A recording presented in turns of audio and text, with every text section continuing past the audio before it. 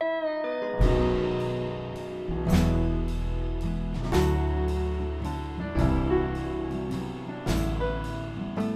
important thing is what you just said. It's a long process, and it is about building trust, and it is about sort of those. How do you build community? You know, how do you?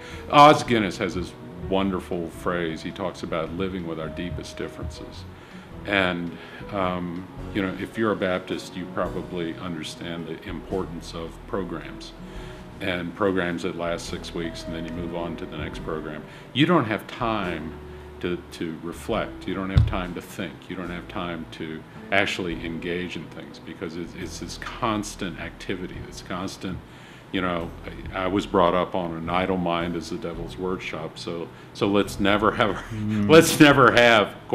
real quiet time.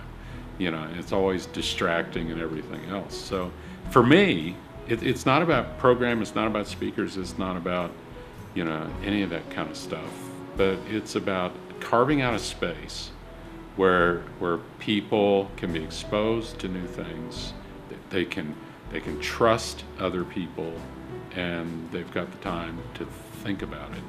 But as far as churches, I think churches are so caught up in activity, and they're so caught up in new programs, and so caught up in, you know, how do we do bigger and better and more active, and blimps in the, you know, the sanctuary, and I mean because it's about attracting people, and so everything you do is about attracting people, not spending time with people.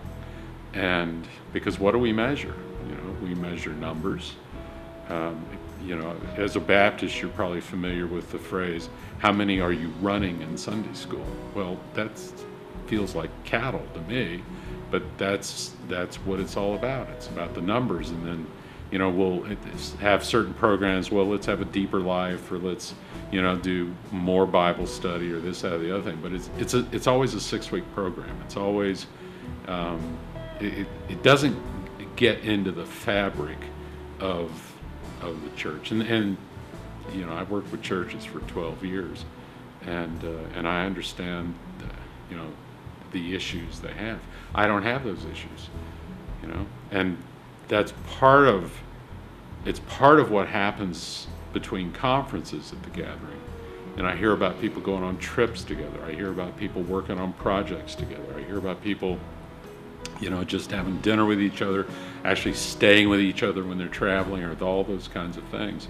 And there's a part of me that says, isn't that wonderful, they're building relationships, but there's another part of me that says, relationships for what purpose? Because, you know, the Westminster Confession is about, you know, we're here for the glory of God and to enjoy Him forever. So it's not just about, the end result is not relationships. The end result is doing better, coming to maturity, coming to unity, and not just building another little subculture, another little cul-de-sac of Christian philanthropists.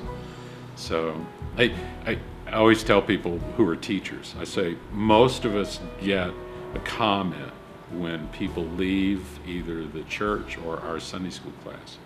And there's a theme to the comments. Like, I know some pastors, they say, well, people always say to me, I was so inspired, or I was so encouraged, or I was so convicted, but I have never heard anybody come out of my Sunday school class saying anything other than one thing, and that is, I never thought about it that way before.